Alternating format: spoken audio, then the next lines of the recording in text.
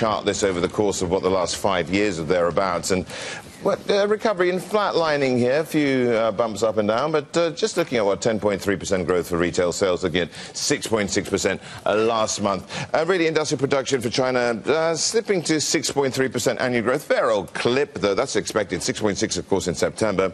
Early indicators, official PMI and exports, they're both edging down and falling just below what was anticipated. Some of the environmental factors out there could be at play. Winter coming, factories in the northern part of China facing more curbs to improve air quality. Retail sales, meanwhile, slightly higher, picking up slightly, 10.4% from 10.3%. That is at least the expectation. That was a chart, GBTV 8577. Heidi.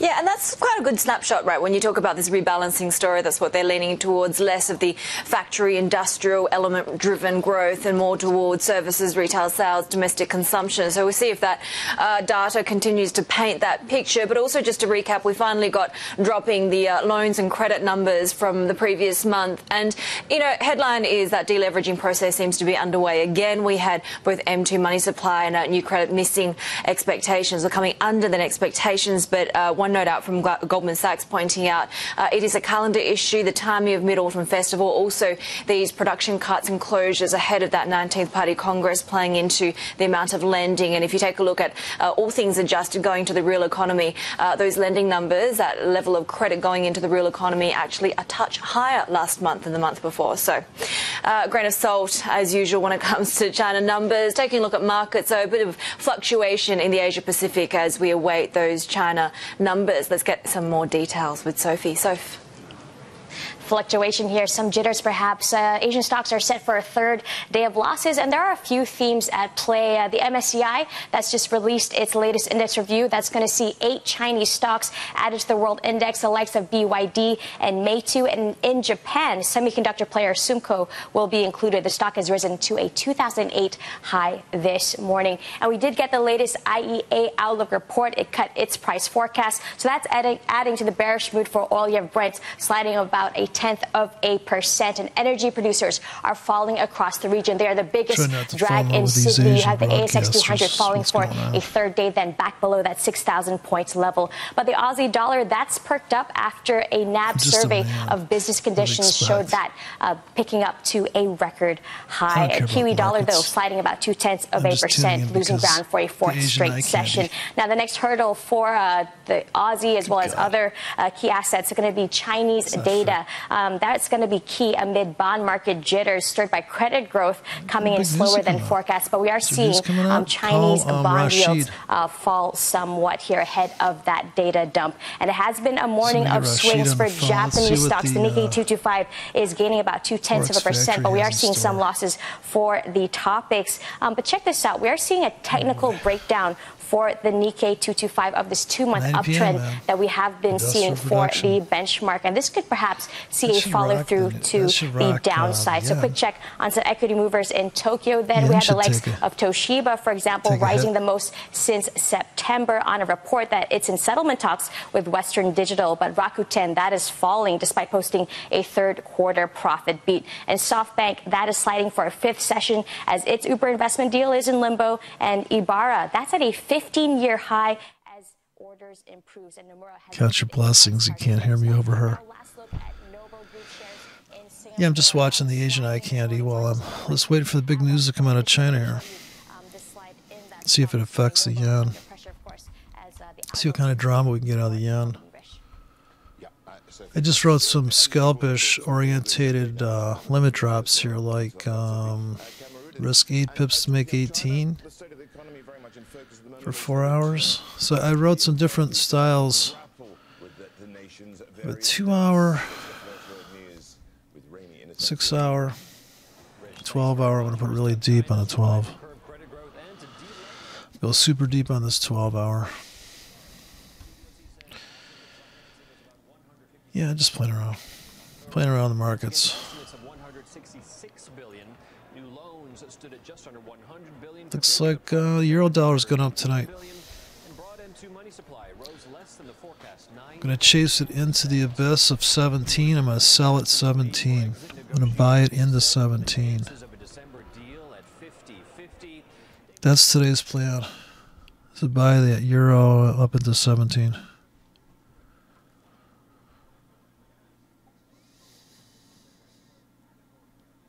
This guy look like he's ready to Brexit to you? Is this what it looks like when you leave? He's like leaning forward like he's going to get a running head start in Brexit. Oh, man. It's too funny.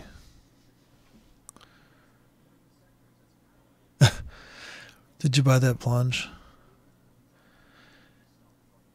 Yeah.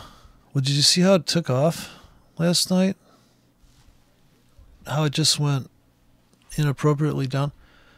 It kind of fell out of bed. You can't... Like here, look at this last night's drama on the pound here. It was like... Let me go to the pure pound. Please hold. Yeah, how about that thing?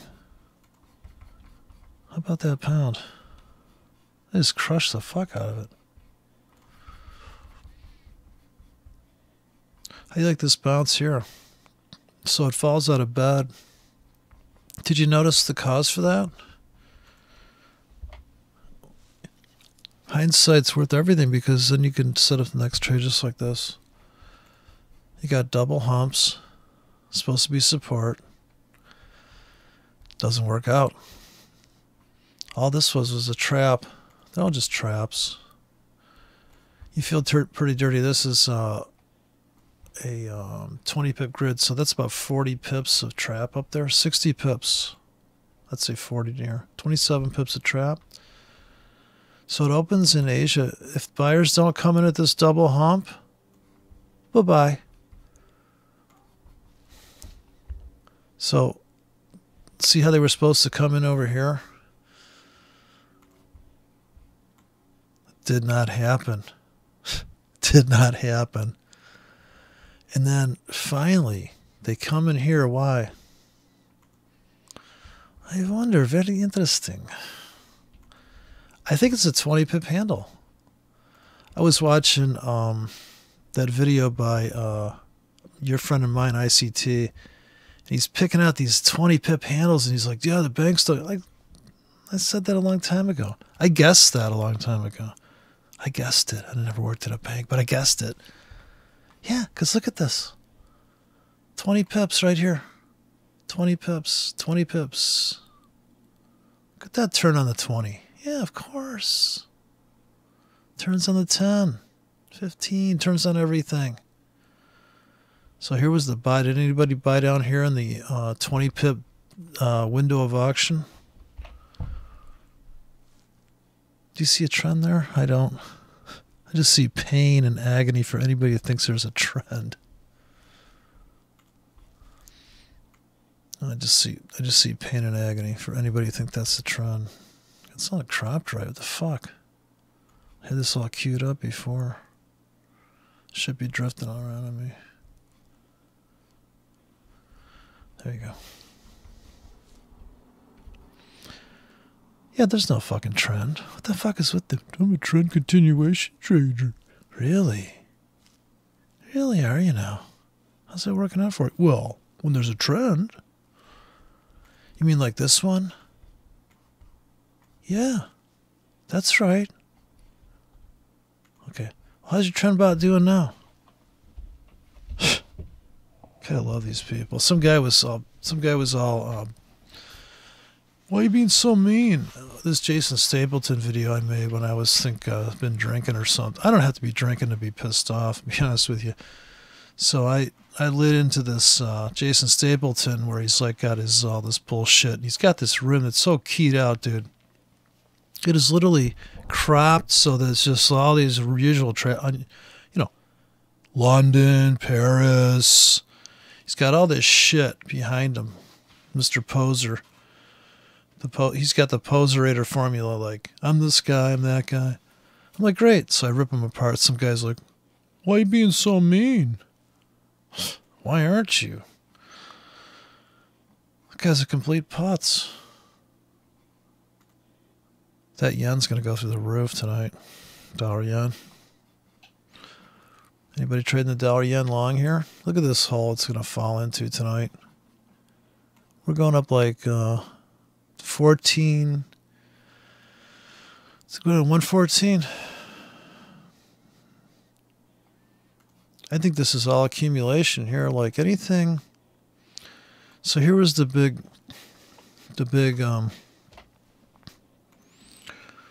stop, drop, and roll down here.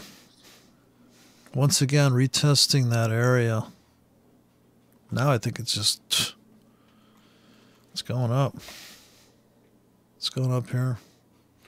So I've been using my trusty limit grids up here. Running for about, I'm going to run that for about 2, 4, 6, 8 hours, 12 hours up there, sells. Yeah, cable's pissed off. Cable's going up too, I think. So cable trapped every bull up here. And then when it pounded down today, did you see how hard that sold off? This is a pretty hard sell-off here. Sheer down last night. So basically, I think the cause was this big hole. So they sheared it down. Look at this nice bounce, though, right at this level. This was a killer 20 pip bounce, actually about a 30 pip bounce right off that wick. They stop hunted that, then smash. And then this was sheer down. That was fast, though. 4 hours straight down. Just straight down. Look at this. Probably the biggest drop in the pound, and that's like 30 pips in 1 hour. Look at this half hour. That's like about 38 pips in a half an hour. Bam. Then flatline. Look how tight this ratio. This thing's living in a 10 pip range. Then there's a momentary blast, an attempt to retrace. Wow. Look at this flat line here. I think I'd buy that at the market right now. A little bit. This is a half-hour chart, so there's less trade in there. Yeah, this euro dollar, man, I just can't wait to get to like 17. It's having the biggest problem, but this pullback earlier was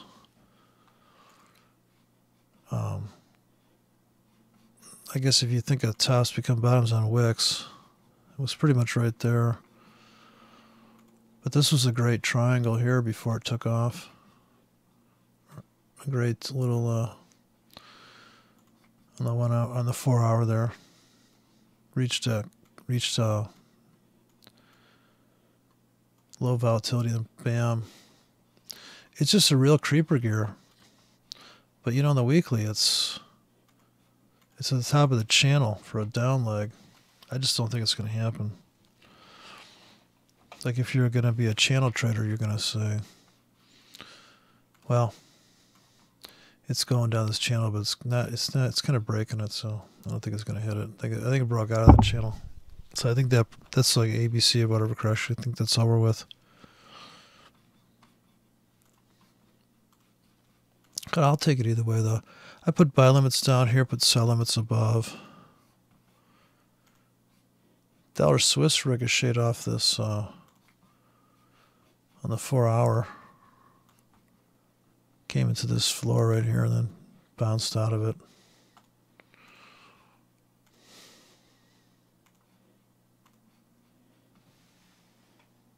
Boy, this is terrible.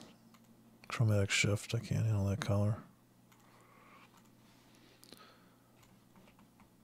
So here's your so I'll buy down here, I'll sell up there.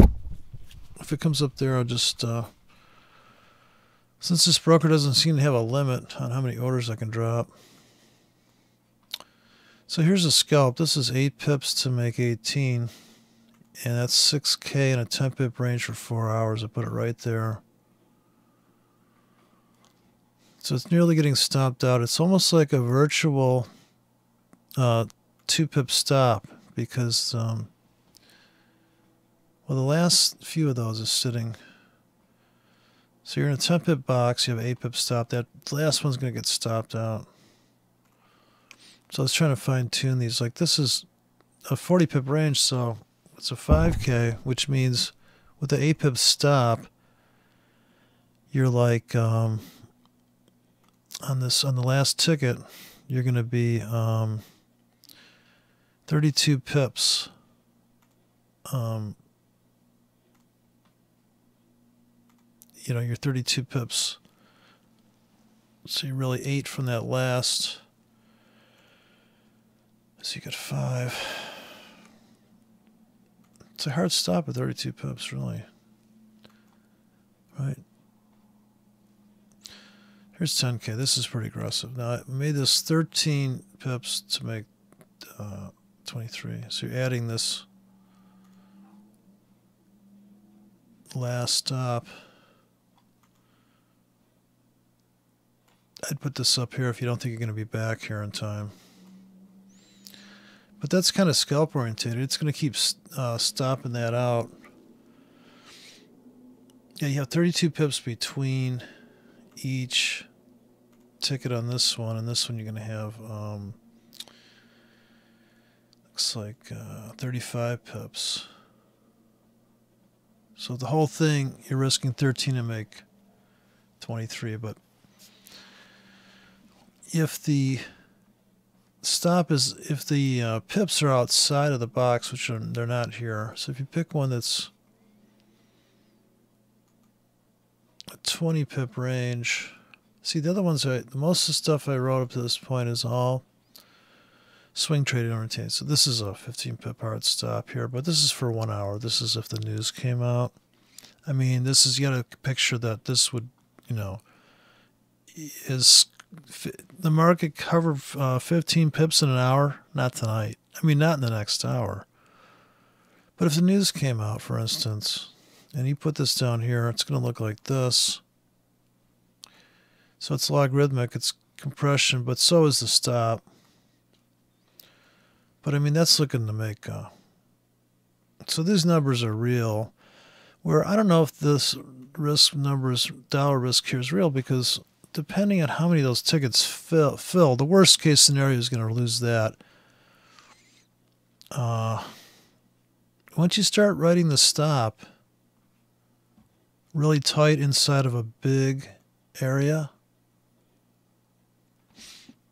it's really not accurate, the dollar risk. So it looks like the pound's going to go north now. I'm just going to go on at the market every now and then. Just buy a little bit there. I'm trying to make some coffee. So, how did you get into that pound? Did you use lubricant? So Rashid, did you buy as it was dropping, or did you get in too much towards the top when the pound started tanking? I guess if you bought here, it wasn't bad, but then again, if you're running a tight stop there, they would have stopped you out. You're running a trailing stop, they would have stopped you out. If you bought that plunge, it depends when you got in. Like, you know, that was dropping. Like, if you look at the 5-minute chart, I mean,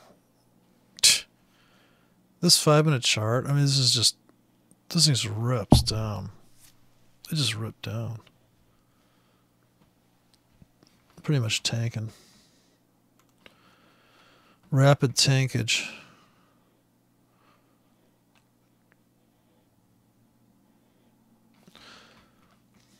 Yeah, so you think the pound's going to go to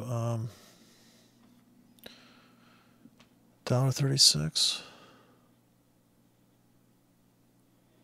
That's really far, isn't it? Do you really mean $1.36? I think you'd be lucky to make it up 20 pips, to be honest with you. 20 pips, man. I'm rooting for 20 pips. I think we can make it. 20 pips is doable.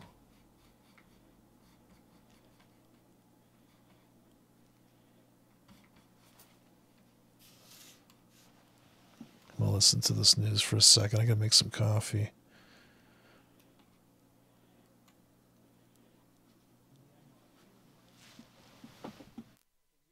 President Barack Obama was here.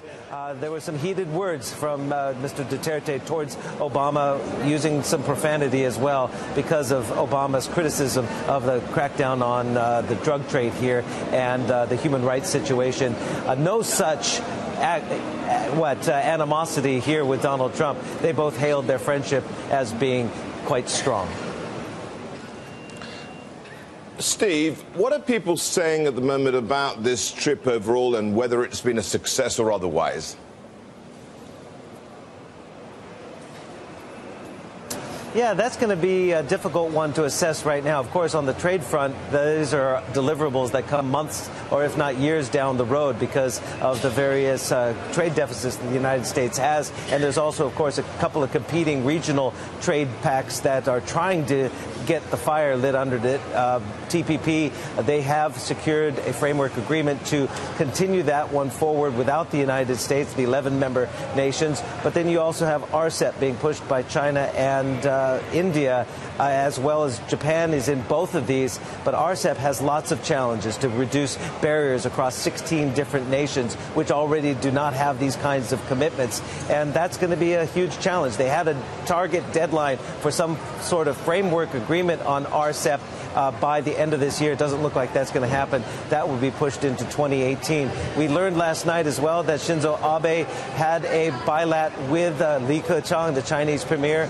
Not a lot of news coming out of that. They pretty much said that they need to continue and bolster economic and trade ties. And also Li Keqiang, according to state media, pushed Shinzo Abe and the Japanese to really give full support to that RCEP trade agreement or trade pact that is being proposed by both China and India. So not a lot of news happening this morning. We kind of got a sense that it was going to be a little bit of a slow morning, even though we do have footage coming in of the leaders arriving for the final day of the ASEAN summit. We got a hint, though, that it was going to be a bit slow because the White House press corps were told not to convene until about 11 o'clock this morning after repeated 4 a.m. or very early morning wake-up calls. Thank you so much for that, Steve Engel there. Well, let's see what we've got coming up later on the show. Going to be heading to Singapore, going to be live at the FinTech Festival there, talking to USAA's Chief Tech and Digital Officer, Heather Cox, about the transformative impact of AI. That is first on Bloomberg. Yep, but first on Bloomberg, Rich, other markets set to keep grinding higher. Tribeca's Sean Fenton believes they will keep climbing until we see inflation pick up. That's up next. This is Bloomberg.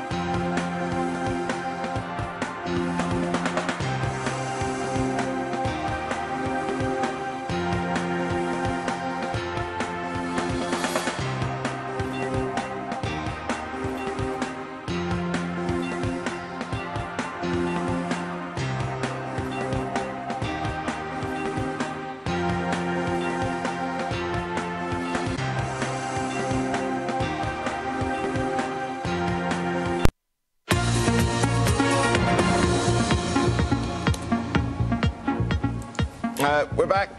This is Bloomberg Markets. I'm Rashad Salamat in Hong Kong. And I'm Heidi Luna in Sydney. Well, loose monetary policy and faster growth have been pushing global stocks to fresh record highs. So are we due for a correction, or overdue for a correction even? I want to bring in Sean Fenter, who's a director and portfolio manager at Tribeca Investment Partners in Sydney. He helps manage nearly $1.7 billion. And Sean, I want to start off with this chart, which is just one of the many ways that, you could argue that we're due for a correction.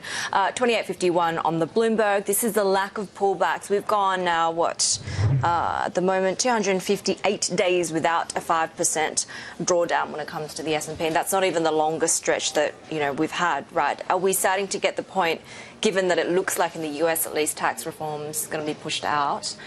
Is this market looking silly? It's certainly a market where it's no longer really being driven just by earnings. It's not being driven by valuation. So the fundamental underpinnings of the market aren't there. It's being driven by liquidity.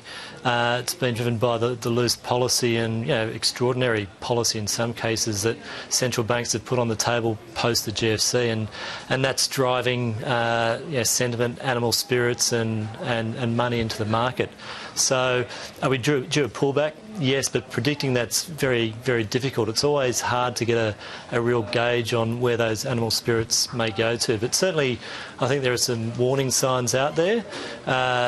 You're just starting to see a few cracks in terms of central banks pulling back on QE, so the Fed's starting to allow its balance sheet to wind down, raising rates. The ECB's said they're going to wind down some of their interventions next year. Even the Bank of Japan's looking a bit iffy about ETF purchases. So at the margin, there's less and less new money going in, and markets are pushing higher. So at some stage, that comes under pressure. Do you see some sort of trigger? I think inflation's probably the biggest risk to the markets.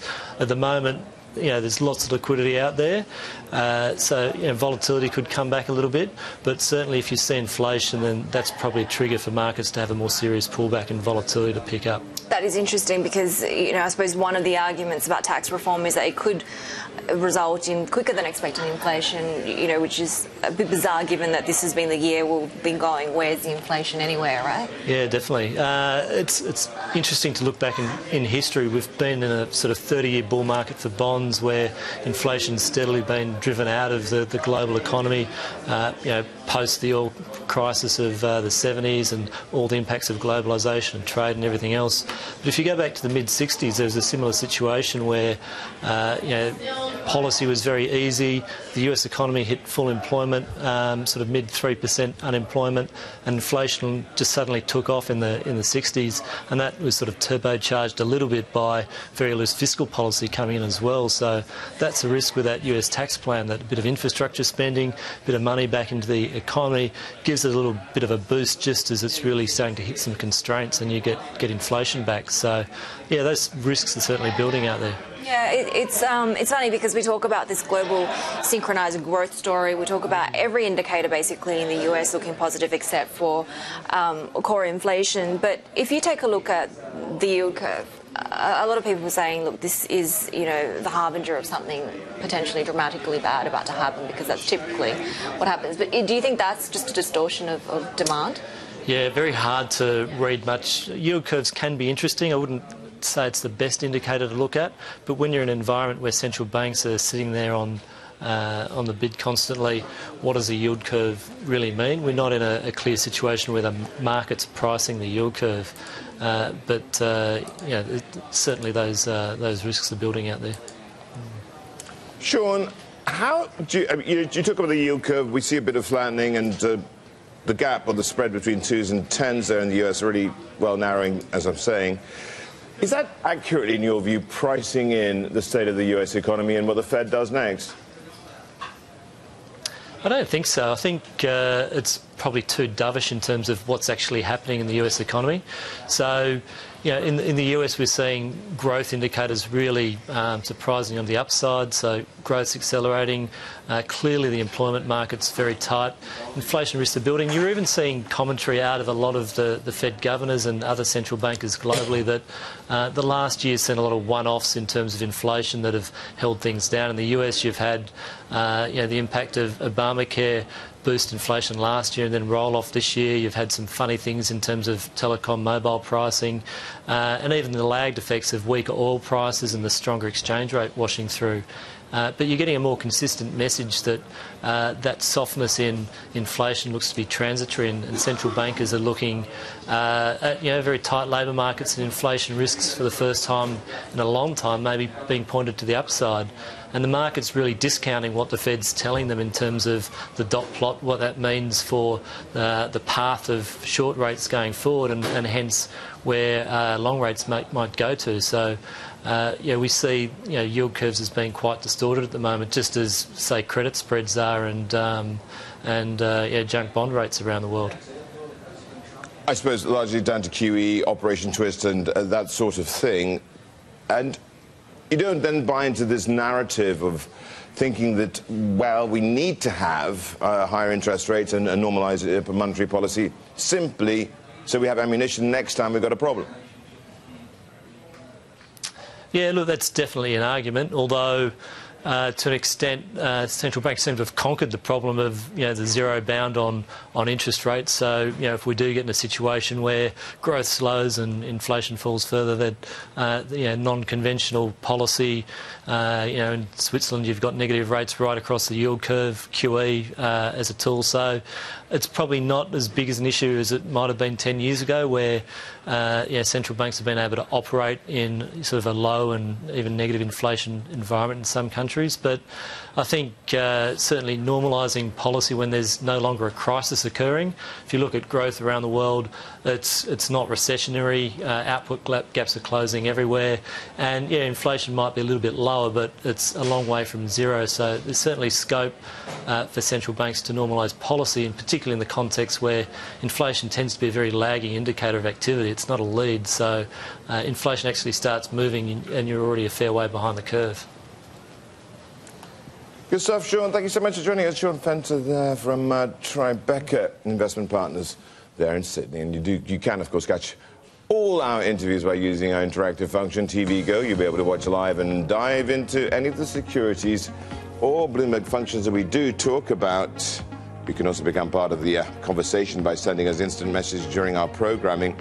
It's for Bloomberg subscribers only. Do check it out. TV Go.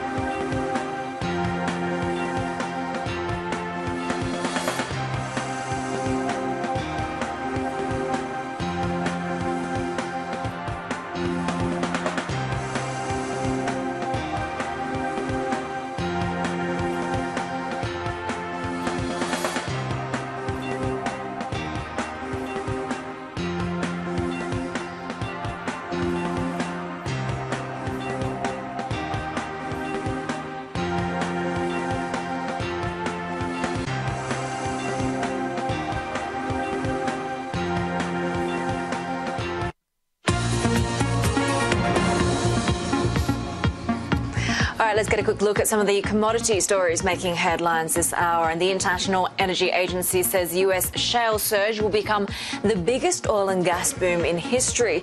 The agency's World Energy Outlook says by 2025, the growth in US oil production will equal that of Saudi Arabia at the height of its expansion. The agency's raised its estimates for recoverable shale oil by 30% to 105 billion barrels. It's also cut its 2025 price outlook 17% to $83 a barrel. OPEC is increasingly confident oil prices are rebalancing and that further production curbs are the only viable option to cement stability. The cartel is meeting in Vienna later this month, and the indications are that they will maintain restrictions. Some ministers say they expect curbs to remain until at least the end of next year. Saudi Arabia, Iraq and Russia have signalled they support extending those curbs. Well, Cleveland-based aluminium parts maker Aleris has agreed to terminate its merger with Chinese-owned Zhongwang USA after failing to win approval from US regulators. The transaction would have led to China's biggest purchase of an overseas metals processor, giving it access to new US and European aluminium markets. Zhongwang says it was committed to preserving American jobs under the deal. Having a look at copper at the moment, these copper futures, I want to bring up a chart. It is GBTV 7652. Just when everybody thought it had gone to bed yesterday at about 11 o'clock, we had the situation where there were a huge flurry of orders on the Shanghai market, something like 100,000 contracts for copper, each representing about 5 metric tons, coming through because of the price differential between a London Metal Exchange prices for copper futures and that in Shanghai, sending the copper price up, here we go, 1.2%. Seeing it actually flatline. These trades are due to be declared. I'm not sure if they've been declared today. So just keep an eye on things there. But it comes to these futures, copper futures there. Quick word as to what we can expect out of the trading day now over here in Hong Kong. Looking at a pre-market session, a move up to the upside 0.3%, looking at a flat futures contract currently, but the signs are that we will perhaps be tracking a tad higher, even though we have some headwinds from New York with just modest gains there for the major equity markets. Looking at what we have on the way, Goldman Sachs making headlines, moving closer to a long-held ambition, and given rule changes last week, that ambition is to have equity control of its China joint venture. Details on that and more. This is Bloomberg. My business was...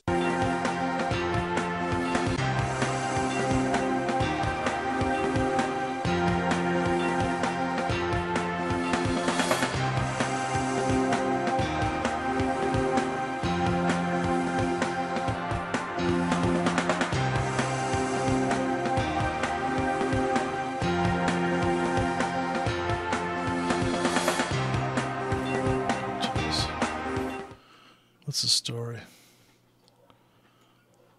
Fucking dogs in the neighborhood, man. I'm gonna go next door. I'm gonna clap this dog upside the head. I'm so glad you decided to buy a dog that's you stick outside. You should have bought a cat.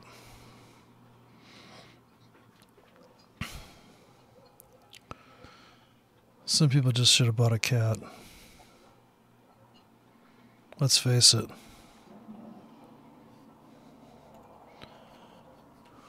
They need rules. Looks Eurodollar's Eurodollar's drifting up. Drifting up through the big void there. Swiss looks like it could go up. I think the yen's going to go down for the moment. The yen's confused.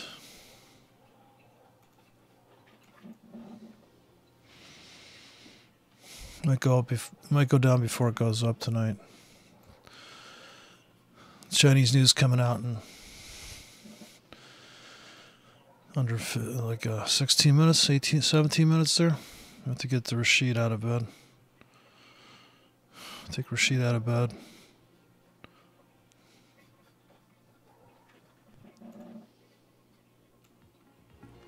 There we go. It's a misty day right there at the International Commerce Centre Here in Hong Kong, looking forward to the open in just under a minute. What's on investors' minds? Lackluster finish on Wall Street, to say the least. We have US tax reform. I didn't know that market opens. That's weird. So the Chinese market opens up. At what? 8? God, what a weird time to open, man. 17 minutes before the top of the hour?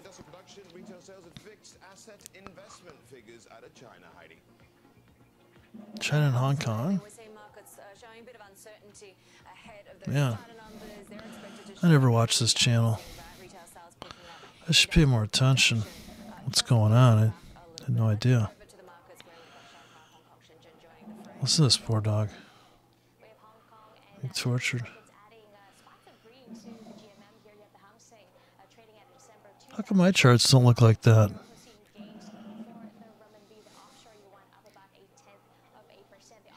Boy, they give you a big chart, don't they? Almost looks like a tote board. There's really no... Look at this West Texas intermediate crude chart. They give you like a little chunk. What is this, a fucking tick chart? Uh-oh. Baby's using Fibonacci. She's got her Fibonacci dress on. I can tell it's 618 from her knees to the floor.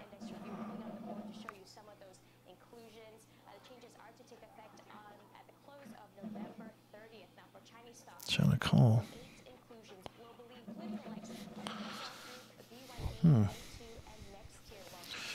Well, they're off to the races.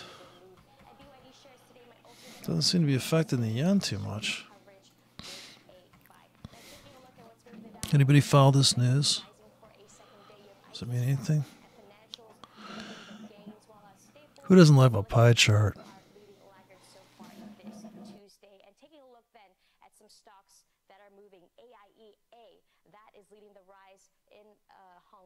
Contributing the most to the index's gains, AIA then adding to Monday's 6% rally. And just to look at some other movers so far this morning in Hong Kong, we are seeing gains for some stocks that we don't really mention very much, the likes of health and happiness, for example, Rish.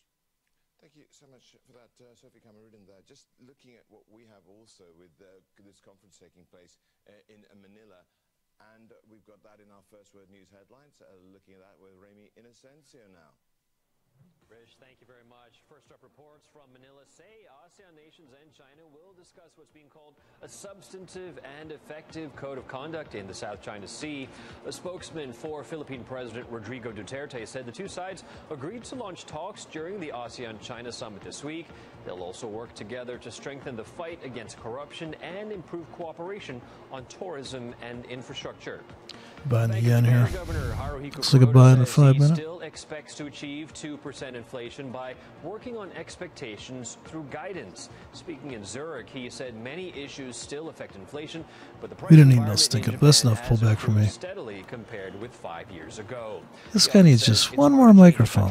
Deflationary mindset of the past 15 They really couldn't get a mixer? MSCI has announced its Couldn't they just get a distribution amp? I don't get that shit. All-country world index and deleting 56 others because it's yet to decide on multiple class stocks. Snap A class shares and ZTO Express get one of those corp boards will not be included.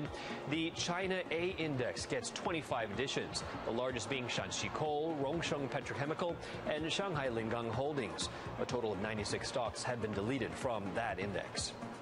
Ouch. And the trial has begun in a case which shook world soccer to its foundations and led to a string of high-level sackings. 3 formerly senior South American officials are accused in New York of accepting millions of dollars in bribes in exchange for broadcast and sponsorship rights. The defense claims the case is built on testimony from crooked soccer figures who are now seeking leniency. Global News 24 hours a day, powered by more than 2,700 journalists and analysts in more than 120 countries. I'm Remy Inocencio. This is Bloomberg. Heidi. All right, Amy, thanks for that. Well, China's gauge of new credit fell to its lowest level in a year last month amid increased production curbs and the drive on deleveraging. Our China correspondent Tom McKenzie joins us now from Beijing.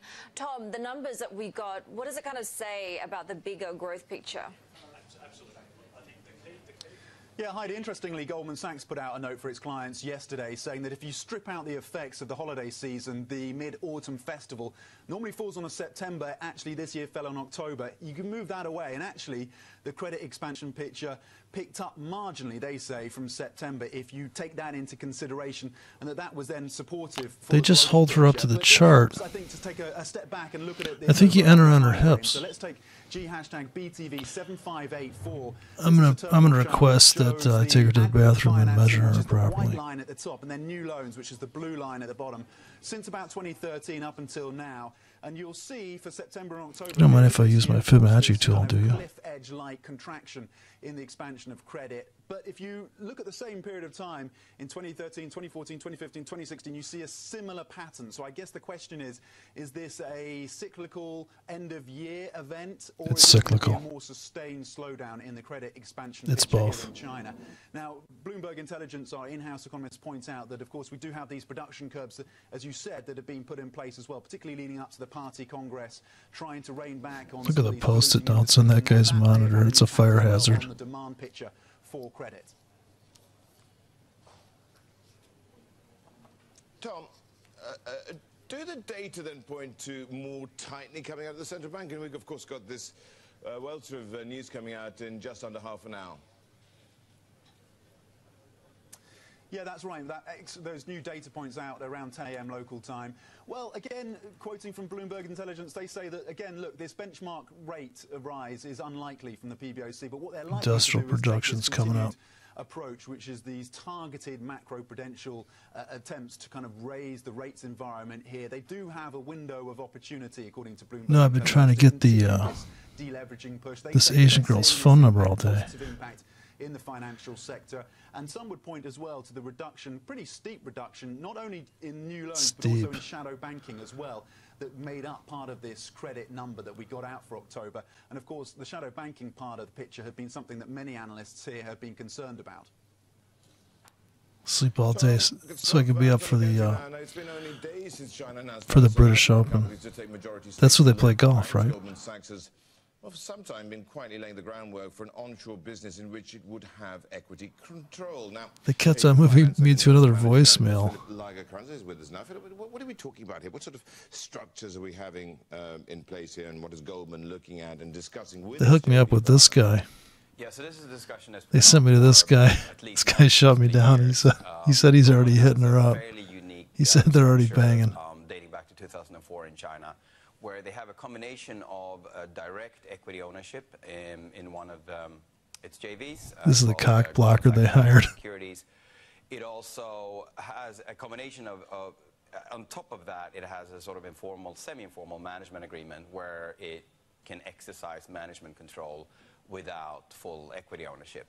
So what they're doing now is basically coming up with scenarios, planning for and negotiating scenarios where they would have where they could work their way to full control. This would involve splitting ways with their partner Fang Fenglei in China. According to our reporting, Fang would do his own thing, focused on retail brokerage and possibly asset management. Goldman then would basically put into place a solution that they could first take to 51% and then go to full ownership. And that would give them, you know, a lot of those benefits that they're seeking in China. Easier said than done. Yes, absolutely. I mean, the devil's in the details. And look at this guy's tablets in front of him. Across the board, not just Goldman, but in the other. The bankers are now looking for more detail on when will these rules take effect, how will they look. There's still some ambiguity when it comes to how China phrased this announcement. So there's a lot of things that need to fall into place before, but everybody now is looking at this, and clearly that, you know, we have firms like UBS, Morgan Stanley, they all want to increase to majority ownership, and so sooner or later they're all going to start putting the pieces in place. Morgan, your own Stanley. And Philip, Goldman in particular actually has much bigger plans for the Chinese market, right? Tell us a bit more about what they're thinking. Well, first of all, it's important to keep in mind that if you only have a 33% ownership, for instance, your direct economic benefit of what you do in that market is limited. So once they get the go-ahead to go up, they're saying, basically, they're on the record as saying that they will significantly increase both the headcount and also the capital that they deploy in China. There are more products that they can put, derivatives, structured products, things like that, that they can put a lot more firepower in once they decide to. So we don't really have the full detail yet on what they plan to do, but you could rest assured that once they get a solution in place and once they get to a place where they're comfortable and they have, the equity control, they'll start to ramp it up.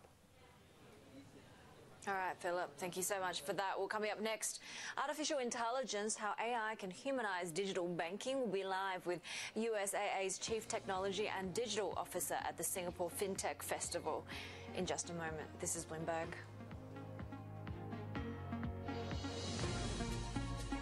Humanizing digital banking. Jesus Christ, what's next? Why not humanize my inflatable doll?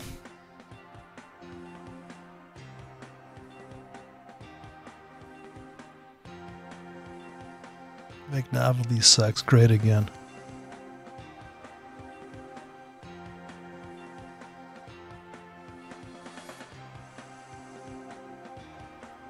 How about fucked and fuckter trading? How about retarded and retarder trading? Imbecilic and imbecilicer trading.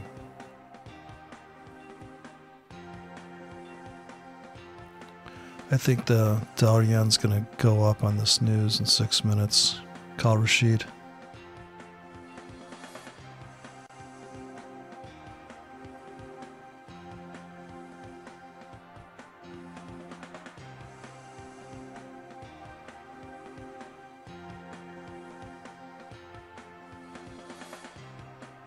Blowed and blowed up.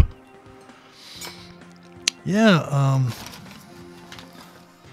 about margin call Forex? Deep thoughts with blown account. Yeah, make Forex funny again. God, this fucking coffee's so strong.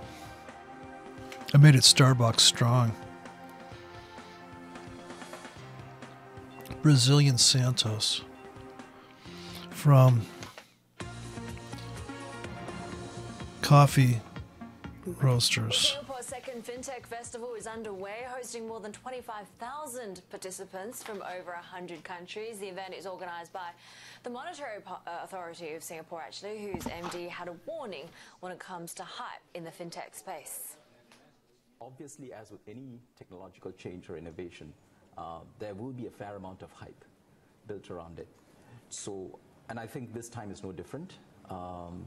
There is excessive hype about some of the applications of technology, and that will eventually come to roost and lead to disappointment. Well, our next guest runs the tech and digital operations at USAA. The company provides financial services for over 12 million current and former members of the US military, as well as their families. Let's get it over now to the event. Our correspondent Haslinda Amin has more for us. Well, Heidi, a lot of buzz here at this FinTech Festival. When we talk about innovation, it's easy to talk about innovation when it's applied to startups. But for an organization that's 30,000 strong, how does innovation work? Let's speak to Heather Fox. She joins me this morning. Heather, good to have you with us. Let's not talk to people like this. How to bore you to death.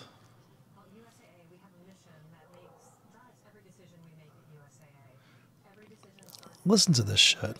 And we've had a strong history of innovation, and as I've joined USAA, it's been my delight to find the system that we've created over time. We gather ideas from employees, from our members, from outside. I love how they just speak in abstract platitudes. What the fuck do you do, bitch? And if they're working great, we'll move them to production. If they don't, we can actually retire them. So we have a great system.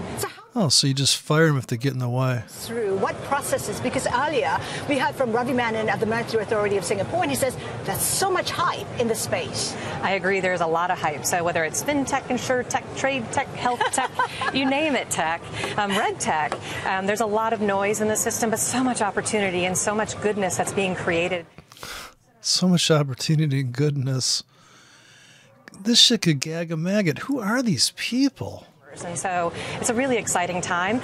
It's a really exciting time. And rigor on how we evaluate these companies and the true value they will bring to our membership. Our membership, our groups, we're all happy. False. Okay. False. Regulation is there to protect the consumer, and for the most part, and to make sure we are taking appropriate risks. That's. Oh, fuck. Innovation still has to follow the rules of appropriate risk-taking, and there's an opportunity for us to work with business partners and control partners in a big bank or insurance company like ours to make sure that we're still bringing innovation to our members. And control partners, bringing innovation to our members. I mean, what the fuck does this bitch do for a living? Why does... I have like mental blue balls. Like, when is she going to fucking say something concrete?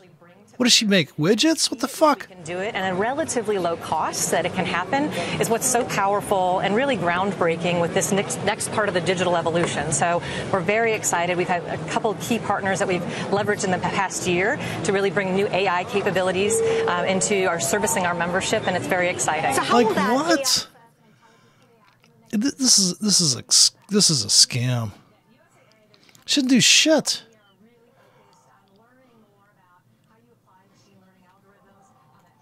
Into applying artificial intelligence. There's also a whole sector of robotic process automation and how do we focus on it.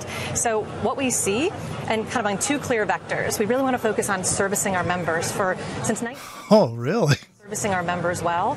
That's not going to change, but new technologies will come, and we have to evolve on how we engage with our members because we are no longer setting their expectations. Other great experiences outside of financial services are changing.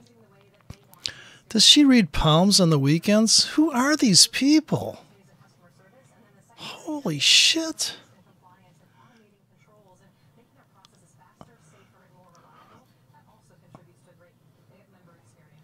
It contributes to a great member experience. My members are already hurting just listening to her. Is really a gravitational pull, meaning you have to focus and fight for the business of today at the same time that you're helping to transform the business for tomorrow. And how you move both of those bodies of work in parallel is the struggle. And it makes hard choices at times with me, my colleagues across the business teams, but we work together to make sure we're making the right choices for the members today and tomorrow. You'll be sitting on a panel with the topic redefining digital leadership. Is it true that the biggest obstacle to leadership in digital today's world leadership is... What is with these buzzwords? Did I just miss something along the way? Our group. We're very happy. We're looking forward. We keep pressing forward. Do you have a willingness to learn and discover? What's your learning velocity?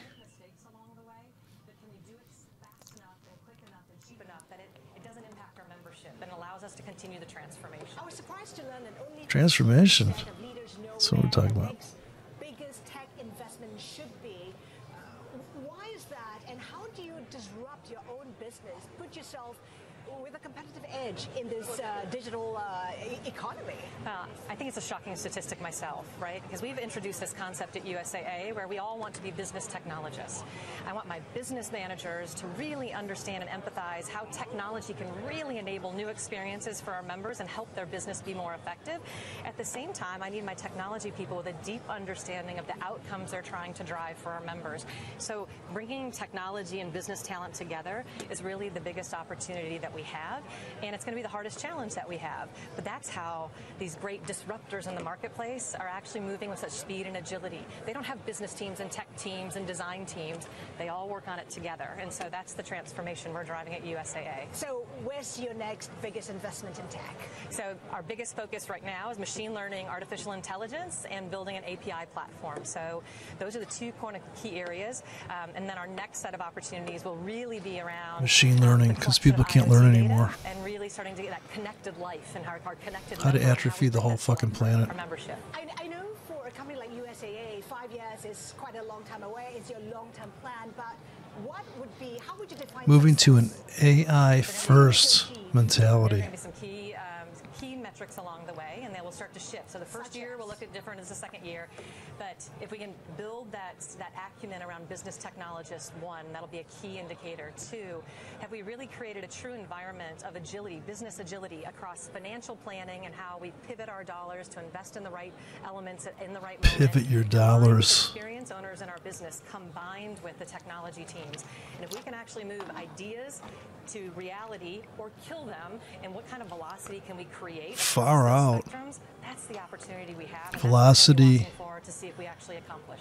All right, Heather Cox, we have to leave it there, Rish. We're coming to you live. Oh, we're just fucking chock full of a bunch of fucking nonsense abstraction. Thank you so much for that. Singapore, looking at what we have on the way, we've got. What do I got on the way here? Running hot again, but how long until this fever breaks? Gadfly's Shili Ren giving us her take. That's just ahead. This is Bloomberg. Oh man, how about that? Man, AI lives.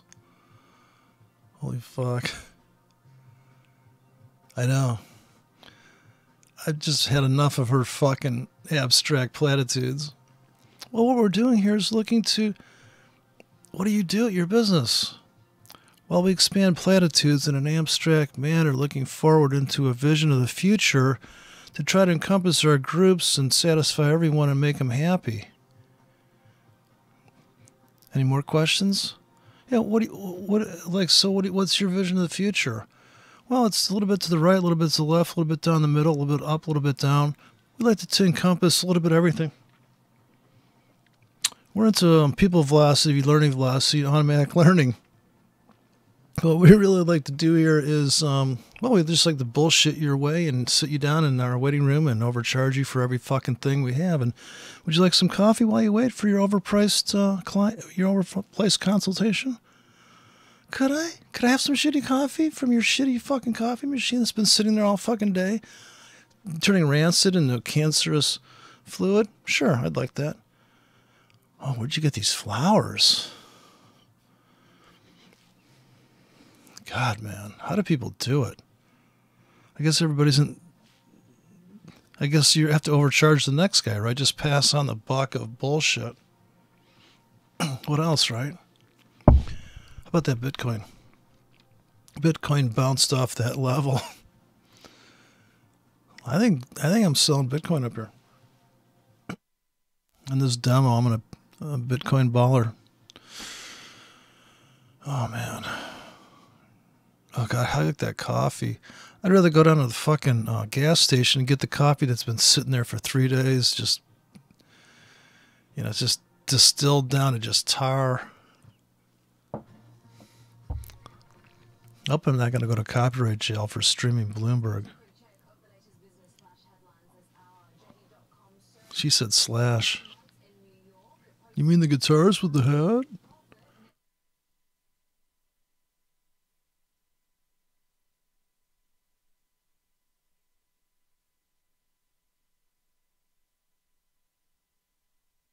Cap your own chino, buddy.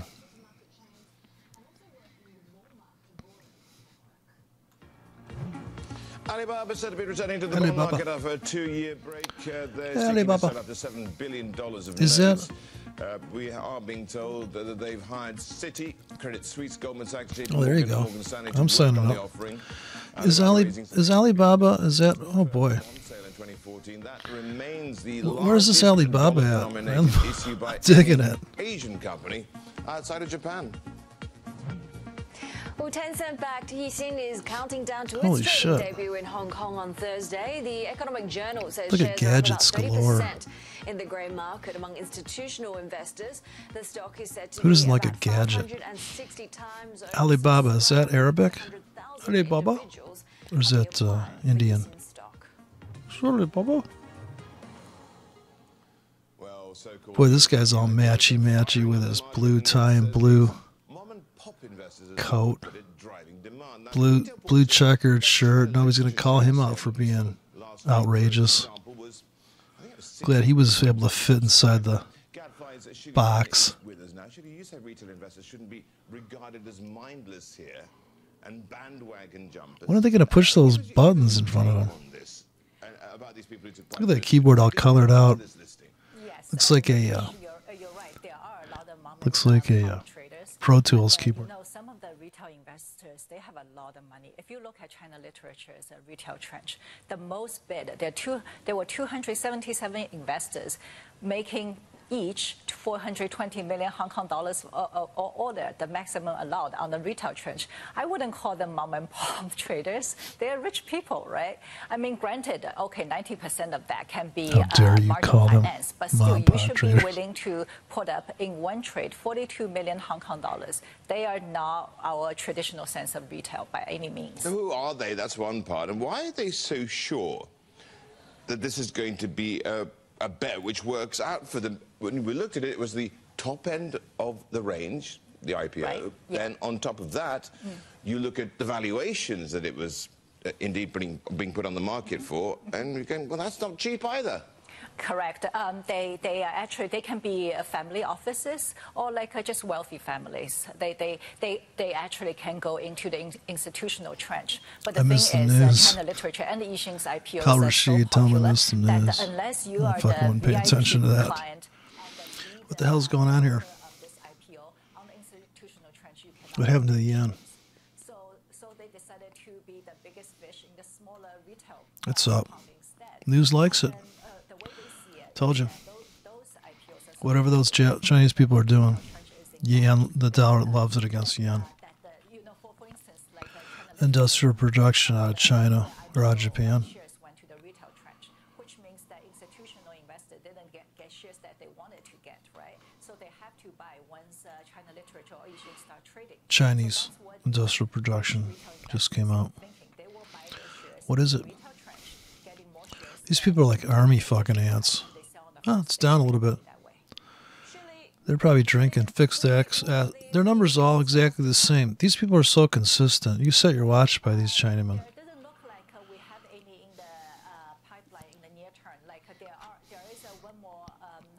They're like the Borg. It's like one big organism. Don't fuck with these Chinamen. Dollar yen up. Just took out the high of the yesterday. Took out Friday's high just now. I'm just going to buy a pant load of it.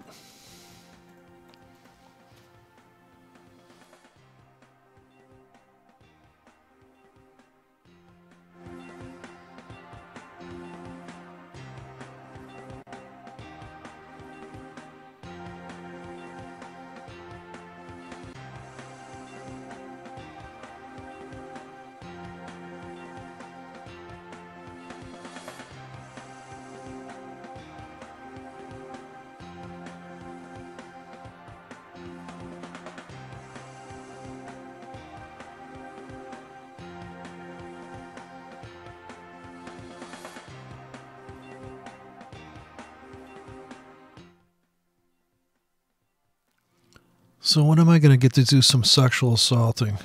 Everybody else is... It's like a huge party out there I'm missing out on. When's my chance?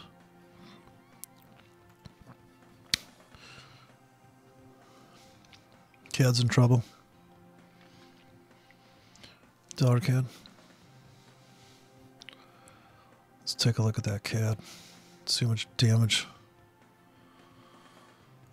Let's see here, view.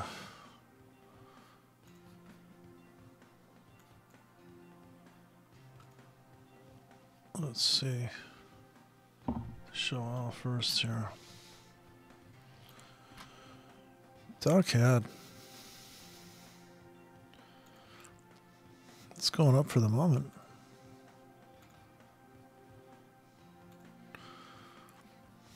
Man, it looks ready to go up there, but it looks like a trap too.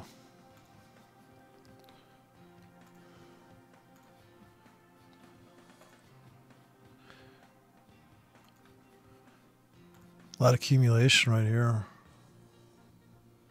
New signs that China's drive against leveraging and debt is paying off. Loans and M2 money supply slowing last month. 40 pip range down. This is 20 pip grid. Perfect 20 pip 40 pip zone there. And I'm Heidi Lun in Sydney. Also coming up this hour, a revolution is coming. The International Energy Agency says US shale will be the biggest oil and gas boom in history. This is Bloomberg Markets Asia.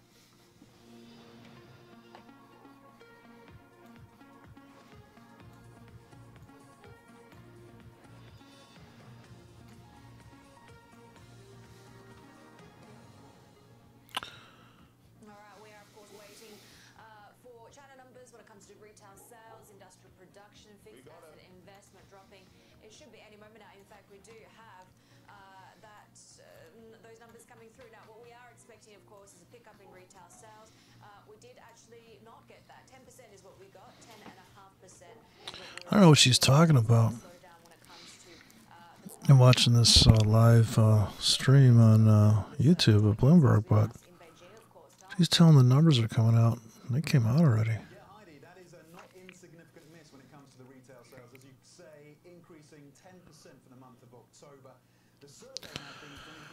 Yeah, it's I'm getting too lazy to trade all those projections.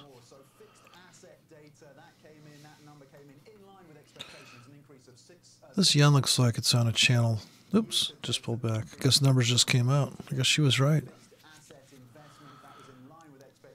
But I just saw the numbers.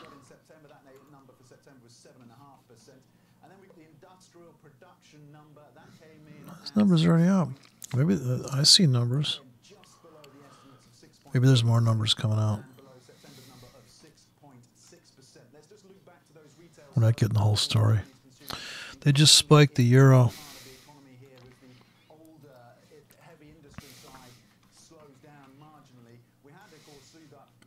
It's got a little baby spike here on the euro. More than $25 billion worth of sales at the weekend, but of course that won't have been factored into this number. And there has been a question as to whether or not softening wages and a pickup in inflation, because we have seen that consumer price inflation number tick up to around 1.9%. If some of those factors, including the curbs on the property sector, will start to soften the appetite for Chinese consumers, 10%. Off to the races on the euro. This baby's on its way. In terms of the industrial production number, we did see, of course, the October numbers when it came to PMI and exports, seeing a bit of softness. Pound's going to pull back. Surprised that number has come in. I'm going to buy that pound when it drops about 20 pips. 0.2% for industrial production. That is the lowest number, I believe, since 1999, towards the end of 1999. Yeah, it looks like it already dropped. Oh well. I think they're just going to crush the dollar. Look at this. This is the British stock market. This looks scary. And then here's the DAX. Daily DAX. Ricocheted off that huge value area. That's killer scalp, but I don't know, man. U.S. stock market is just waffling. If that continues in the months ahead, that softness in the retail sector, that may continue or may raise. Gold looks ready to go up on the daily. But not altogether surprising in terms of I don't know. Bitcoin's cooked. Put a fork in that thing. Sellers are going to come. If sellers come in at this level, that'll be about it for a while. I think it'll start going down. Sellers come in there and then just. That's it. You think this has got enough momentum left to go up anymore? I don't think so. this at aggregate and draw some conclusions. And I don't think so. What's your view, I suppose? Well, I think that's a very fair point about the Singles Day, and I know friends of mine who had the sales on hand. They selected goods they wanted to buy over Singles Day. They had it on hold, and they weren't going to press the button until that weekend. So it's quite. Yeah, line chart. If you just look at a naked line chart, it's scary because you can't see the wicks. You can hardly see if you would have. So that is quite likely one effect. Yeah, you got to go wax on, wax off, turn the candles on and off to see if it would have got filled because. You know, it's scary. Towards the end of the year, this 6.7% number for the full year. But of course, we've heard from George Artuan, the head of the PBOC, expecting. I've seen a couple people put line charts on top of candles. It looks better on top of the bar chart, but I'll tell you what, man. Something's going to go terribly wrong with these markets. Look at the NASDAQ. Look at this NASDAQ. Look at this 2000 crash in the NASDAQ over here. Wow. We cleared it. That must be the stuff that chick was talking about. All that abstract shit. Goes a pound.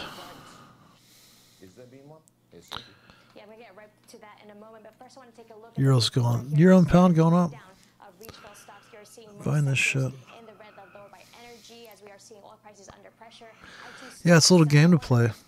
Draw the line chart and then come back and see if it got filled. It's funny because you really would have bought their structure. It's like a structure entry, and then you're like, okay. And then when the range is small, it's really a breakout trade. It's a really you're going breakout strategy when the range is small. Oh, they want to go to 117 so bad on this fucking euro. Buying right now. Bottom of the hour's coming. Here's my Fibonacci girls back. This chick gives good Fibonacci. So I've heard. Debt also among that downturn. In the base metals complex, we are seeing copper continuing to rise here after that late night buying that we saw from Shanghai traders.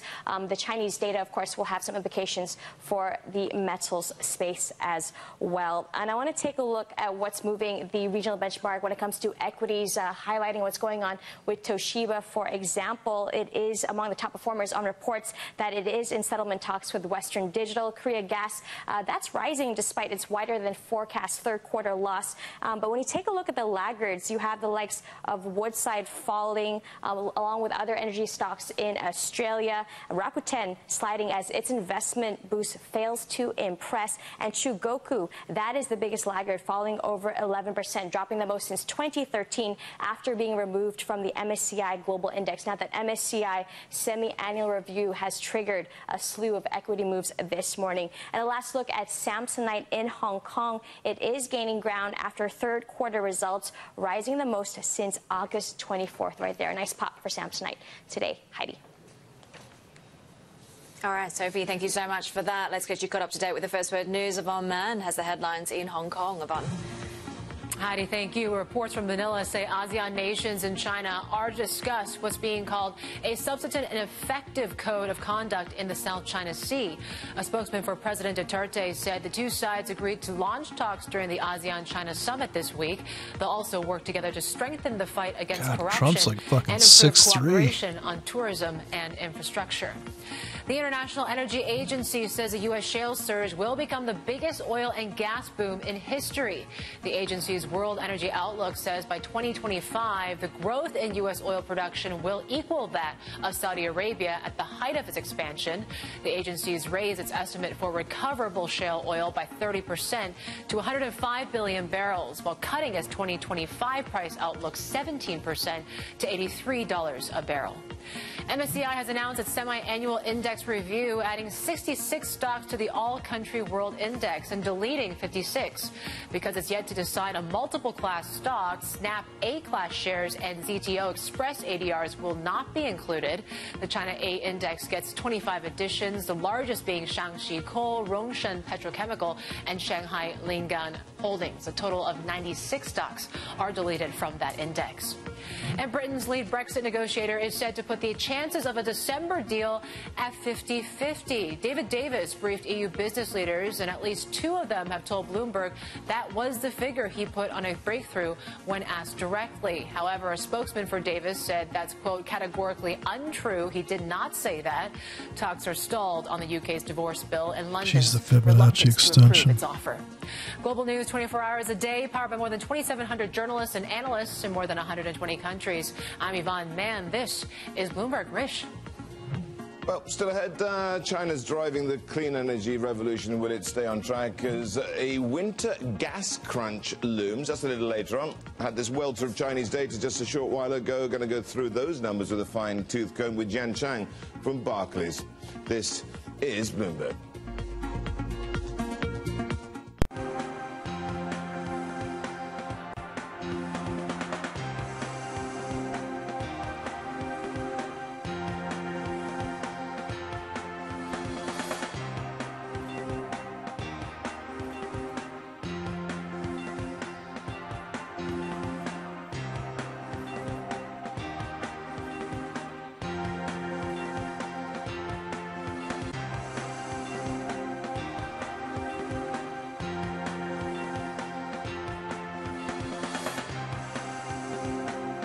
How many carbon credits does it take to make her dress?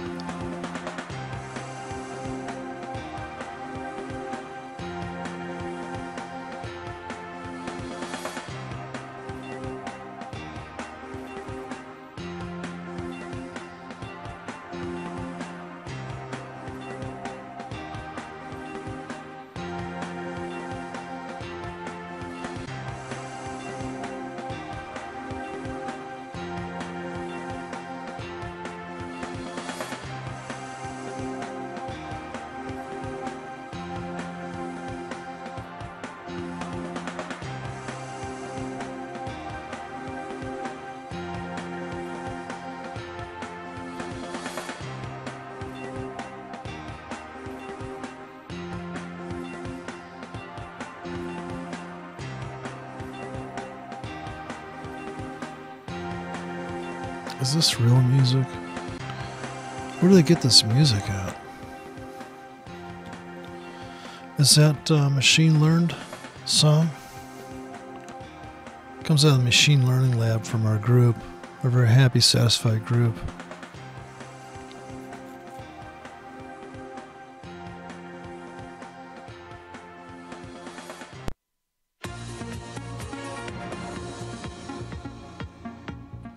We got Chinese economic data just at the top of the hour. Jian Chang from Barclays, where she's chief China economist, is with us. She's the top forecaster for China industrial production, which was a little bit weaker than expected here on some of the measures. Bang in line year to date, but I mean, essentially, it's right on what the consensus was. You saw the retail sales numbers. What was your overall takeaway? I think overall the data is largely in line with expectation, and our story of a gradual moderation of the Chinese economy, particularly into Q4 and next year, and I think remains on hold. And there are some factors, I think temporary seasonal effect, working days in October, and also the temporary disruption due to the party congress events. But more in the near term, and we do look for some potential further downward pressures coming from the winter heating season, the smog control, pollution control. From the problem is the music loop is it's such a short piece of music. Can't you get a longer fucking piece of music so you don't have to fucking keep the loop? And then the loop has a stick to it. It clicks. Well, I think. So you have a multi-million-dollar broadcasting set. Here's the formula for Bloomberg. You get fucking lighting that's like beyond. It's just so gorgeous, and then you get hot-looking people, and then you just have this shitty music loop that stutters every time it clicks and loops. It's such a short piece of music. Well, you know, we spent so much time in money on lighting and camera panning, and look at these graphics in the background. Is that done on a monitor? I mean, it's that green screen shit, right? It's got to be green screen with a bunch of high res graphics back there. Then they got these tablets in front of these people. They make them sit down in front of these tablets and they never get to touch them.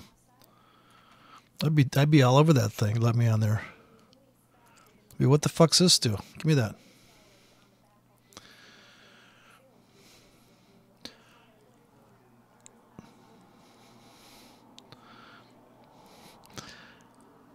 This guy's ready to just crack some jokes, I think. He just wants to, like, take it in a different direction. This was a serious show. It just would be proper.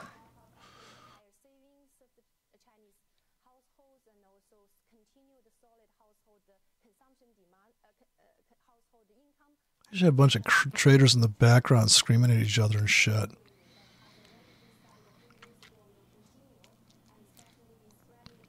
They should have a trading pit behind him with real people.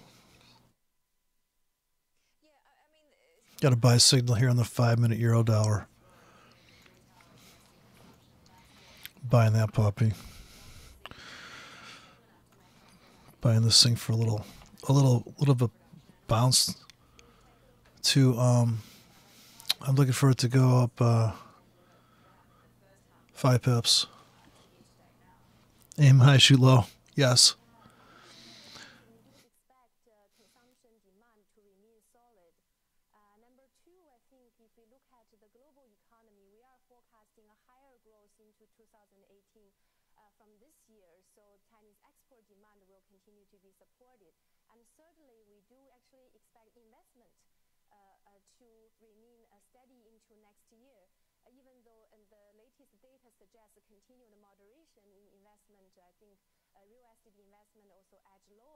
But into 2018, there are a number of factors to support. I think real housing investment could stay at 5 to 6%. And infrastructure investment, if we look at the historical experience, tend to accelerate in the year after Party Congress. So I think there's a reasonable optimism that the economic growth will remain stay solid next year. Dan, can I get your reaction on the China credit data that dropped yesterday? Because, you know, on the one hand, it's probably encouraging to see that maybe this is an indication that the deleveraging campaign is back on track. On the other hand, though, you know, there's one analyst, no doubt, from Goldman Sachs saying that if you take into account Mid-Autumn Festival, the timing of that, plus some of these production cuts ahead of the Congress, real lending to the economy was actually a bit higher compared to the previous month. What's your view on that? Actually, I think if we look at the level, the October data always tend to slow from September or towards the year end. That's where the credit quota tend to continue to be reduced. So that is actually normal. We think the overall October credit and total social financing data actually showed relatively steady credit growth. So rather than significant deleveraging as suggested by some, it actually suggests continued credit demand and support to the real economy. If you look at on a year-on-year basis, I think both TSF and loan growth has remained roughly stable. TSF was around 13% for a few months already.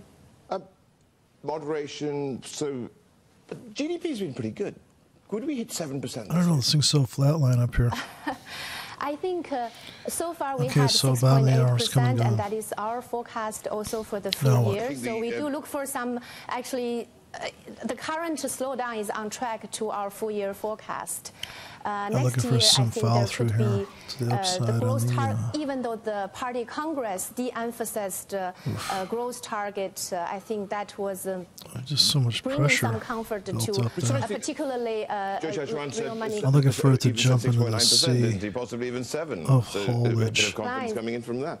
Yeah, but we are not expecting the government looking to for the really, Eurodollar to jump into that sea. To remove this growth to this whole thing here.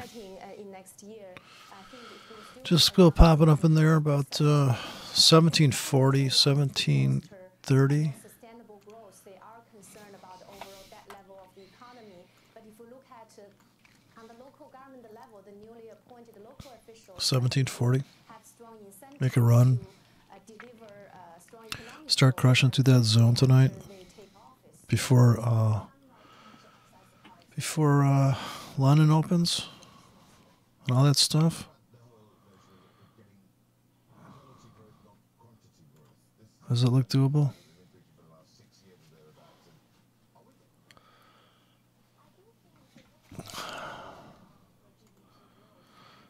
I was expecting too much.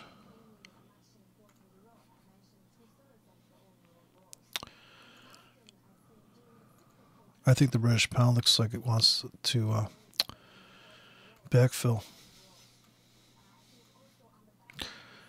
I don't think it's ready to take the nasty plunge north.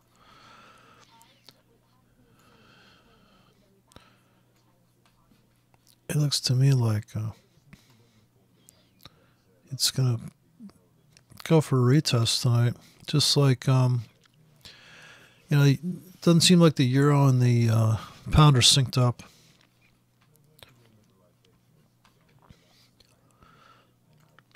They're out of sync right now because Swiss looks like a buy.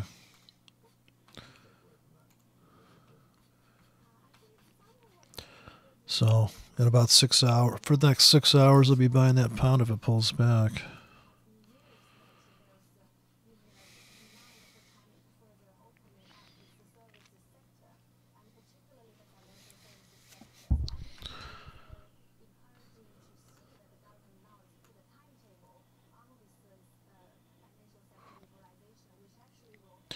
Consumer inflation. She's Barclays' chief China economist. If we look at the Chinese economic development in the past 3 decades, and reform and opening up have always been doing good for the Chinese economy and helps to boost the medium-term, long-term growth potential. So I think that's in the direction the government will continue. So if I go to China, that's going to take me $6.63 to buy one, what do they call it? It's not a yen. What the hell's the Chinese currency called? One Chinette?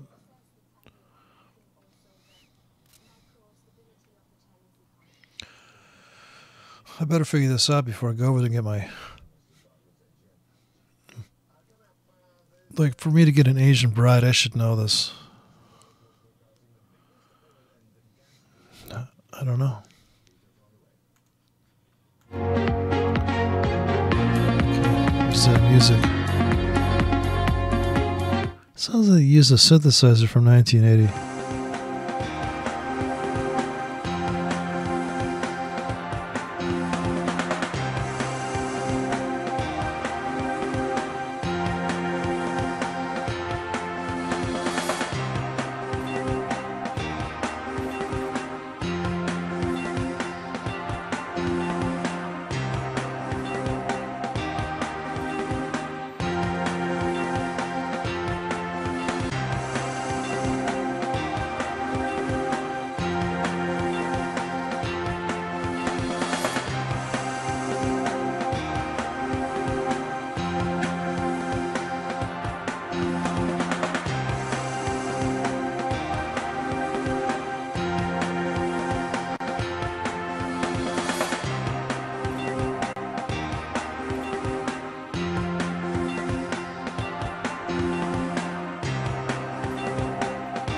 Ending drug joint ventures? What kind of drug are they talking about? Drug joint?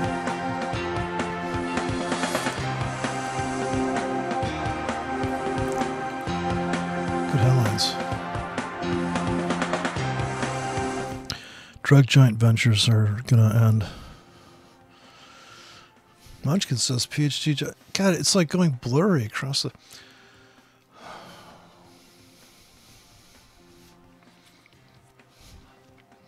God, where'd they find such fancy background graphics?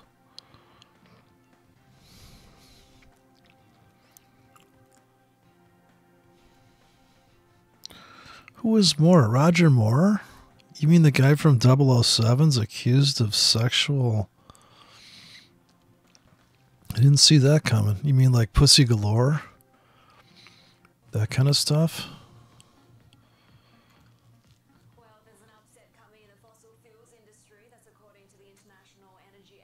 The IEA sees the shale boom making the US a net exporter of fossil fuels by 2025, with growth in American crude production equaling that achieved by Saudi Arabia at the height of its expansion.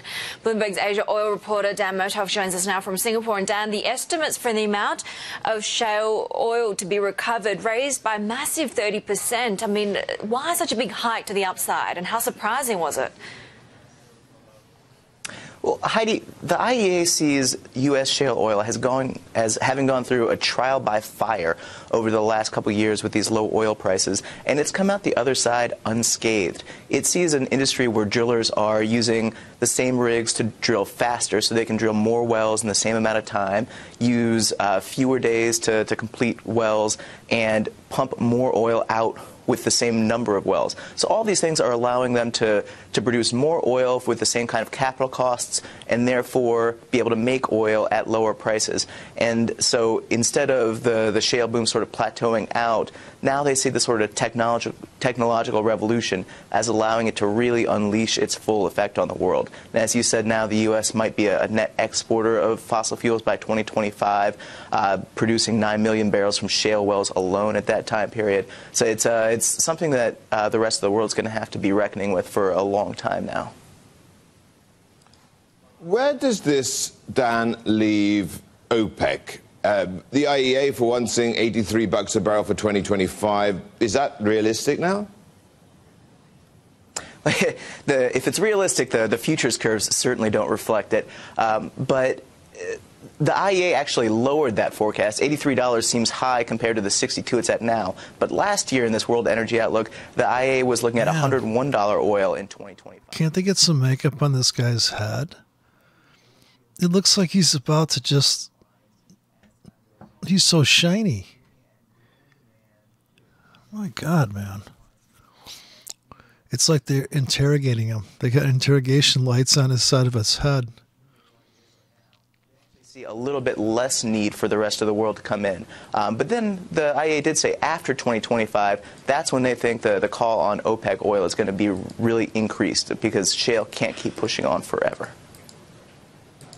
And a lot will depend on what OPEC can decide to at the end of this month in Vienna. The other guy's he's got powder on him. He's all smoothed out. Botox. The other guy looks like he's ready to pop. Half of 1%, perhaps just digesting that welter of economic data that we had earlier. Hang Seng, pretty much unchanged right here in Hong Kong. Nikkei snapping that 4-day losing streak.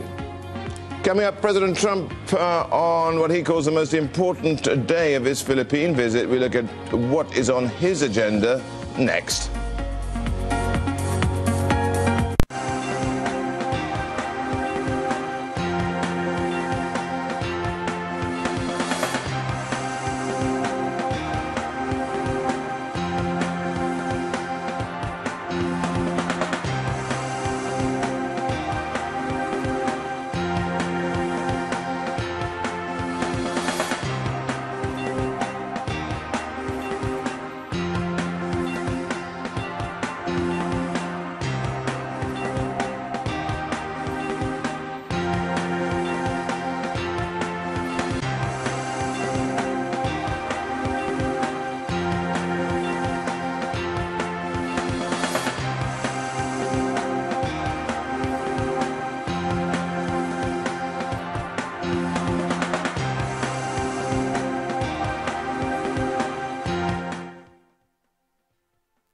I mean, maybe they don't want to pay for the rights for real music. Maybe they don't want to put they don't make it too nice for you. Why don't you come back and watch the shiny head guy? God, I just drank coffee. I thought it would wake me up, but it's not really help. Did you ever drink coffee when you're driving a car? Because you don't want to fall asleep and die.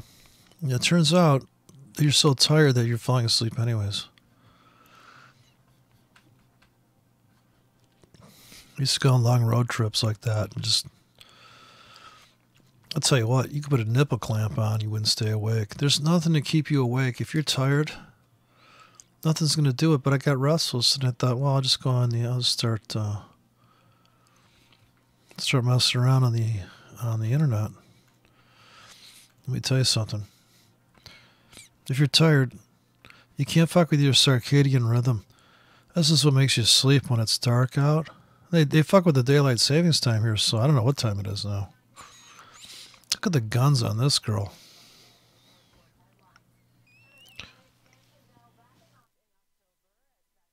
And retail sales decelerated. Industrial output was 6.2% greater than a year earlier. That's down from a 6.6% expansion the previous month. Retail sales were up 10%, just below forecast. And fixed asset investment for the first 10 months of the year grew 7.3%, which matched estimates. Bank of Japan Governor Haruhiko Kuroda says he still expects to achieve 2% inflation by working on expectations through guidance. Speaking in Zurich, he said many issues still affect inflation, but the price environment in Japan has improved steadily compared with 5 years ago. He also says it's hard to change the country's deflationary mindset over the past 15 years. Venezuela has long been seen as one of the world's most risky credits and has now been declared in default by S&P Global Ratings after missing 2 debt payments. The country with the biggest oil reserves on the planet failed to pay $200 million by the end of a 30-day grace period that expired at the weekend. The state oil producer has already been declared in default by Fitch and Moody's. General Electric fell the most in more than 8 years after cutting its quarterly dividend for only the second time since the Depression.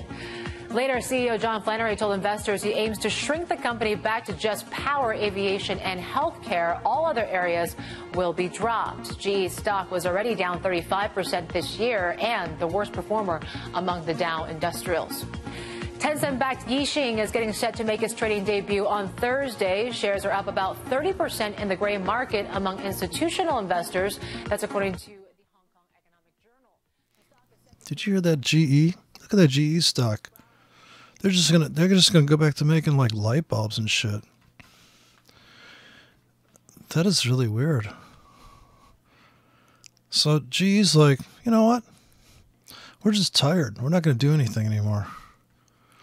They're just going to cut back. We're just not going to do anything. They're going to retire. I don't blame them. They've worked too hard. They've been putting it out there for so long. They should take a break. Wow, their stock's taking a hit from that. So I think the world markets, when they start selling off, every market's going to sell off, isn't it? A bit of a muted slowdown, but certainly not disastrous. Yeah, you could argue, like, and I keep on talking about him, the Beijing bureau chief saying that no doubt people were looking at Singles Day as an opportunity to buy things and decided not to buy in October, which might contribute to some of that weakness. Overall, though, it's pretty busy out there again. Lots going on. We've got 4 big central bank governors talking later on today at the European Central Bank, including the likes of Haruhiko Kuroda. We've also got Mark Carney, Janet Yellen, and Mario Draghi. Well, and looking to data, inflation data out of the US and GDP in Japan as well. Yeah, it is a very busy day. Quite a number of things to highlight then when it comes to the Asian session. First off, I want to take a look at oil. We have Brent deepening its losses. We have it falling about 1/3%. This pressure on crude coming after the IEA trimmed its price forecasts for 2025 and 2040. And we did, of course, have Japanese shares very much in focus, given this risk-off mood that did take hold of markets in the past week. But we are seeing some divergence. You have the topics down about 0.1%, but the Nikkei 225 is closing the morning session with a gain of about 0.33%. And take a look at what's happening when it comes to Chinese stocks. Large caps swinging to losses down 0.6% following that Chinese data dump there. But the Aussie, that is maintaining gains, building on gains sparked by business conditions looking fairly optimistic in a NAB survey. And some other things to note, we have the Kiwi dollar under pressure as we're seeing Aussie buying against the Kiwi on the back of that business confidence data. And taking a closer look at what's happening in Shanghai, you have shares snapping a 6-day rally. As Heidi... One night in Shanghai. So crude oil's going up, right? Look at crude oil. You really think that's going to stop? This thing's on a mission, man. I think we're going to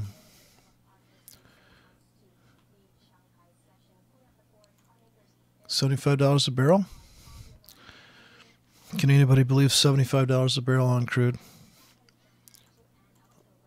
At least 70? We gotta go test 63. Gotta get through 63. 63.28.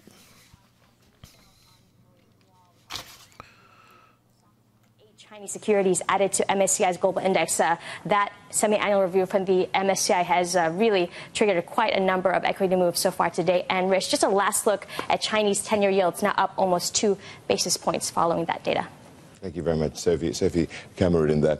President Trump heading back to Washington a bit later on. It is the end of a marathon 12-day tour of Asia. Trade and regional security did top his agenda in Japan, Korea, China, and at the APEC conference, as well as that one in ASEAN, in Vietnam and the Philippines, respectively.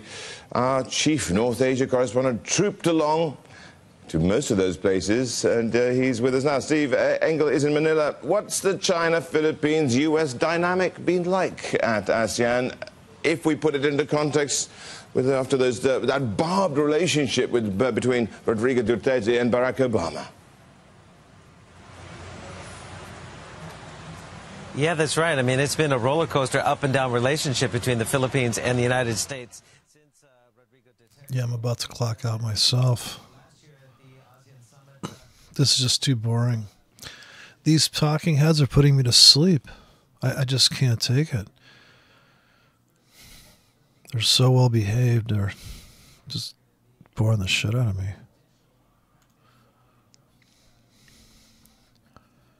I can't hang.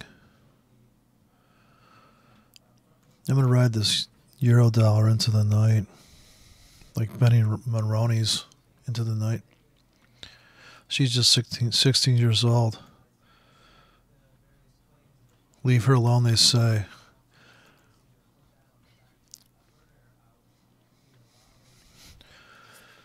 I put some 6-hour buys at $31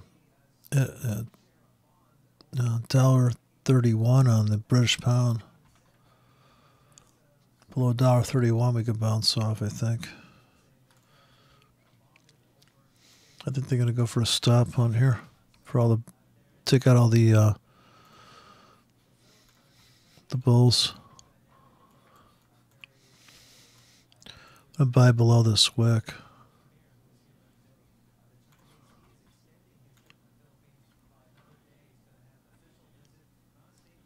$31.11. I don't know. There goes the euro. It's going up. On my chart, this chart's not reacting. I don't know why. Euro against the pound's going up.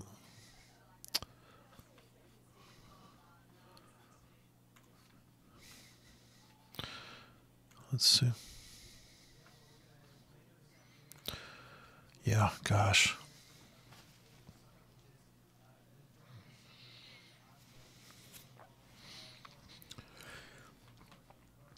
Alrighty then. So, I thought I could stay awake, but I can't. I had to drink coffee and go to sleep. What kind of dreams I'm going to have?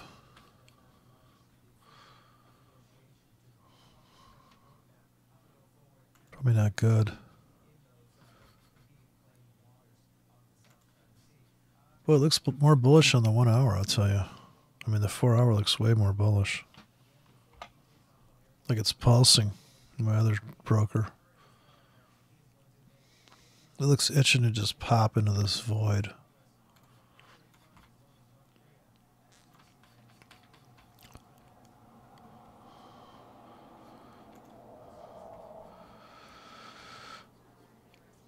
Okay. I gotta tap out. I can't hang. I'm too tired. Just can't take it.